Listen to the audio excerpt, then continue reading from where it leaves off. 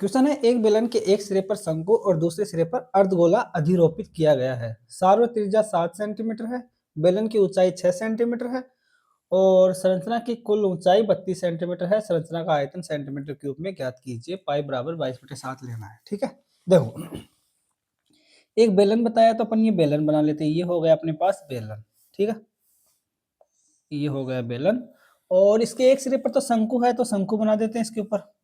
ये हो गया शंकु और ये इसकी रेडियस हो गई, ये शंकु की हाइट हो गई। ठीक है, और ये जो शंकु की रेडियस है ये बेलन की रेडियस भी है। ठीक है, अब आगे क्या बोला है कि दूसरे सिरे पर एक अर्धगोला अधिरोपित है, तो ये जो दूसरा सिरा है बेलन का, इस पर अर्धगोला है तो इस पर अर्धगोला बना देते हैं। ठीक है, ये हो गया अर्धगोला, ये इसकी त्रिज्या और ये भी इसकी त्रिज्या जो कि अर्धगोले की हाइट होगी। ठीक है, ये भी त्रिज्या है अर्धगोले की, ये भी त्रिज्या है, यानी कि ये तो त्रिज्या हो गई, ये त्रिज्या ही क्या होती है, अर्धगोले की हाइट होगी। आगे क्या बोला है, सार्वत्रिक त्रिज्या 7 सेंटीमीटर है, यानी कि सार्वत्रिक त्रिज्या का मतलब क्या है, जैसे बेलन की त्रिज्या ये है, ठीक है, ये और शंकु की त्रिज्या ये और अर्धगोले की त्रिज्या ये और बेलन की त्रिज्या ये क्या है 7 सेंटीमीटर, सभी 7 सेंटीमीटर, यानी कि ये भी क्या है 7 सेंटीमीटर है और ये भी 7 सेंटीमीटर, यानी कि सभी की त्रिज्या 7 सेंटीमीटर और अर्धगोले की त्रिज्या अगर 7 सेंटीमीटर है तो इसकी ये जो ऊंचाई है अर्धगोले की यहाँ से लेकर यहाँ तक की ये भी 7 सेंटीमीटर होगी। ठीक है, आगे देखते हैं। बेलन की ऊंचाई 6 सेंटीमीटर दे रखी है, यानी बेलन की ऊंचाई कितनी होगी, यहां से लेके ये पूरी यहां तक। ठीक है, ये 6 सेंटीमीटर दे रखी है अपने को, यानी कि ये वाली जो लंबाई है बेलन की ये 6 सेंटीमीटर दे रखी है। ठीक है, ये कितनी दे रखी है 6 सेंटीमीटर।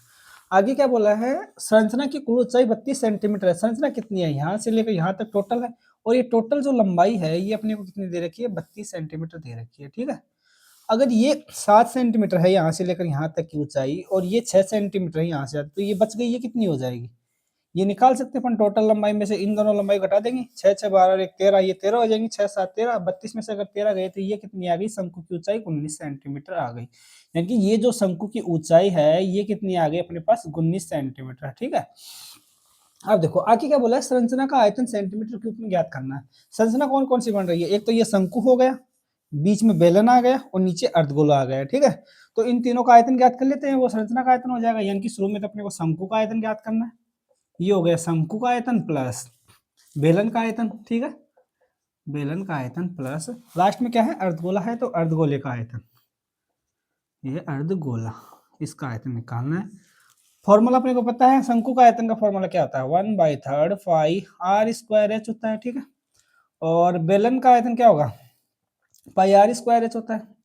ठीक है, और अर्धगोले का आयतन क्या होता है, अर्धगोले का आयतन 2/3 pi r cube, 2/3 pi r cube को अपन क्या लिख सकते हैं, आर स्क्वायर इंटू आर लिख सकते हैं। ठीक है, सॉल्व करने के लिए अब देखो एक चीज देखते हैं, मान रख देते हैं, देखो जैसे ये आ गया 1/3 into pi into r square कितना होगा, देखो सबके लिए सारी त्रिज्या आर कितनी है 7 सेंटीमीटर, सबके शंकु के लिए त्रिज्या 7 सेंटीमीटर है, बेलन के लिए भी 7 सेंटीमीटर है और ये जो अपना अर्धगोला इसके लिए भी 7 सेंटीमीटर त्रिज्या है।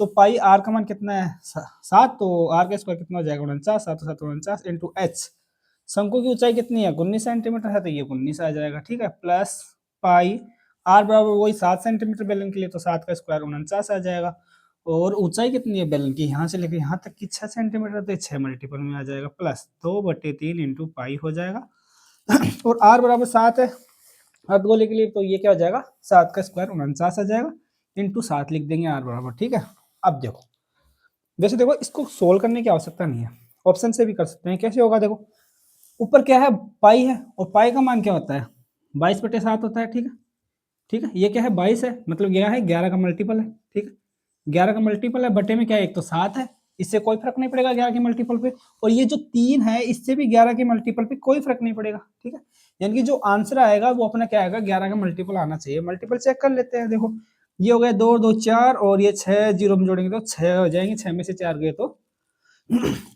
2 बच गए, 11 का मल्टीपल नहीं है। इसको भी कर लेते हैं, इनको जोड़ा 3 और ये 6 6 12, 12 में से 3 गए तो 9, 11 का मल्टीपल नहीं है। इसको कर लेते हैं 2 और 1 3 और 6 8, इन दोनों करेंगे कितना आ जाएगा 11, 11 क्या है 11 का मल्टीपल है, यानी कि आंसर हो सकता है। स्कोर चेक कर लेते हैं, 2 2 4 और 6 में 1 7, 7 में से 4 गए तो 3, यानी कि 11 का मल्टीपल नहीं है, यानी कि ऑप्शन नंबर से इसका आंसर हो जाएगा। बाकी इसको सोल्व करने चाहे तो सोल्व भी कर सकते हैं। देखो कैसे करेंगे, सबसे पहले पाई इंटू 49 है, इसको सब में कॉमन ले लेते हैं। ठीक है, पाई इंटू 49 को कैलकुलेशन इजी बनाने के लिए। पाई इंटू 49 आ जाएगा, अंदर क्या बच जाएगा, यहाँ पे तो क्या बचेगा 19/3 बचेगा, ठीक है, प्लस यहाँ क्या बच जाएगा 6 प्लस ये 2/3 बच जाएगा, ठीक है, 2/3, हाँ चाहिए 7 भी तो है, मल्टीपल में 7 आ जाएगा, मतलब 7 दूनी 14, इसे 14 लिख सकते हैं, ठीक है, तो ये आ जाएगा अपना 14, ये कोष्टक बंद, ठीक।